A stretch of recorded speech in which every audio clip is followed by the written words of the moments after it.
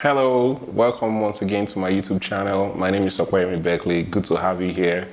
So let's get straight to it. Today we are going to be talking about excelling in your business regardless of competition. Now, I've been getting messages from young entrepreneurs who have been asking me the question about, oh, there's so many people in this lane that I'm in. The competition is stiff. How do I go about it? The price war. If you don't sell it at this price, I have somebody else that is selling it at another price. So we're going to be discussing all of this and how to navigate this this issue. So stick with me, and I'll be back.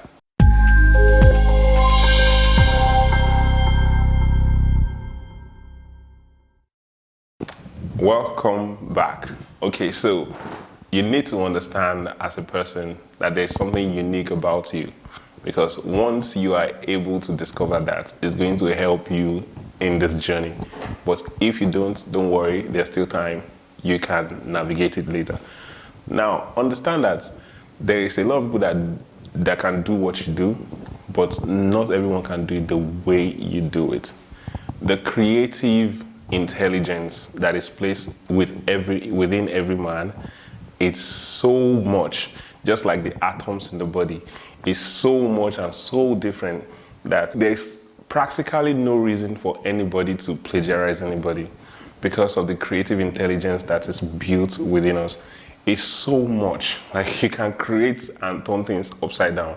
That's why most of the people that get most attentions are people that did things the way that people would never ever think it can be done. You think, oh, everybody's already doing comedy in this way and this is it, how will I enter? And boom, while you're still thinking of how you want to enter, somebody else is coming up with another way that comedy is being done, and it's always intriguing. There's a level of genius in everyone that, if untapped, is just going to lie there. So understand that, number one, you are unique, but you have to keep working. So how do you excel in your business regardless of competition? Number one, keep honing your skills. You have to get your hands dirty. It's the way the world is. Until you get your hands dirty in what you know how to do well, you are never going to be great at it. No matter how much you say it in your head, once your hands is not getting dirty, you are never going to be great at it. The dirtier your hands become, the better you become. Not the more you think, the more you become. It's okay to think until you get to work. It's just lying there. It's just going to be a dream. So until you get your hands dirty, you're not going to get better. People that get their hands dirty are the people that they call great. That means there's a level of genius in everyone that there's no room for comparison. Fans will compare, but between you and the person that they're comparing you with, you know that there is no room for comparison. But that's just the way it is. So keep honing your skill as a business person, as an entrepreneur. Whatever your level of creativity is, whatever your creative intelligence route or journey takes you through, keep working. The talk about honing your skill, I'm so passionate about it that I can just say hone your skill for like 2 hours and I'll never get tired, because it's the way we get better. It's the way I got better. Is by working and looking for a different angle to things, because you already have that creative wisdom and the creative intelligence. There's a new way to do it. There's a better way to do it. There's who do I need to call to get this thing done? There's always an angle to everything. There's a way to make things look beautiful.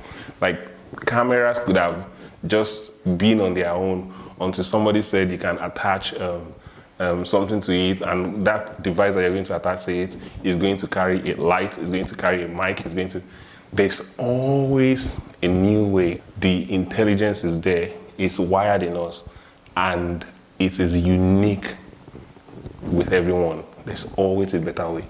So that's the number one thing. Keep honing your skill. Number two, pricing.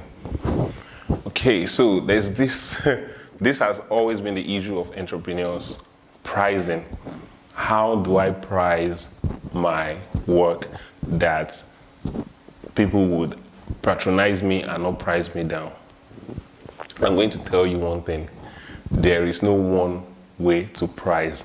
As a matter of fact, let me put it this way. There is no right price.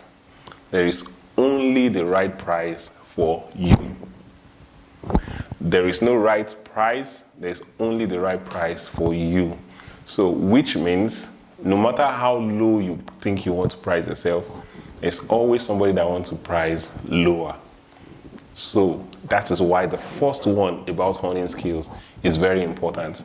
People always price however they want at the moment that they want it. So no matter how low you think your pricing is, there's somebody that the price is always lower. So that is why your uniqueness, your value, your ability to use creative intelligence to create value, that the customer will say, wow, I've never seen it this way. I am willing to pay this amount. That is what is going to separate you. Because until you create that value that the client can, or the customer can say, oh, wow, I have not seen it done like this before. Oh, wow, my product is now looking better. Until you get to that level, your pricing is going to scare you. The way you will be priced is going to scare you. So there is no right price. There is no wrong price. There's only the right price and the wrong price for you. Number three is as important as number one and number two. Number three is building packages for your business, service, or products. There is always that tendency, for you to either overprice yourself or underprice yourself going forward in your business. But so when you build packages, you already have the level of, this is my lowest that I want to go, and this is the highest that I want to go. So if I want to go this low, these are the values I'm going to bring to the table. And if I want to go this high, these are the values that I'm willing to bring to the table. So, which means when you have package A, this is what I will deliver. Package B, this is what I will deliver. Package C, this is what I will deliver. You have given the customer options. They have that feeling that there's options for them to choose, which it is really. Now they now have to stick with what sometimes their pocket is. Some clients don't care about pockets. Maybe, I don't know the statistics, but let's say 30% of clients don't care about pockets, 70% do. So that's 70%, if they are under your target, you have given them options by you creating packages. That way they don't want to run away from you. They say, okay, I want to work with this person. These are the packages of this person. Or they do it, you present it to them and they say, okay, so this is the presentation, this is what you want, this is the package, this is the package, this package. And they have options. You give them room, give them time, let them choose what they want. Because without packages, you might just, when you're approached for a business, you have tendency to just look at the environment and be like, I think I'll collect 10 million for this project. And everybody will look at you like, is this serious right now? So don't be like that. Don't just call figure from your head when you're dealing with people. Make sure that you have packages. There are some projects that require that you have to go back and renegotiate numbers and come back to them. When it comes to that, you can always ask for time. That, oh, give me time. Let me go back. Let me repackage this. Let me get back to you on it. You know, some people will give you that kind of time.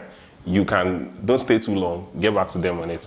But most of the time, make sure you have a package on ground that they can just, maybe the client just wants to go on the fly and say, oh, great. Let's take package number 3. Thank you very much. We've been waiting for this.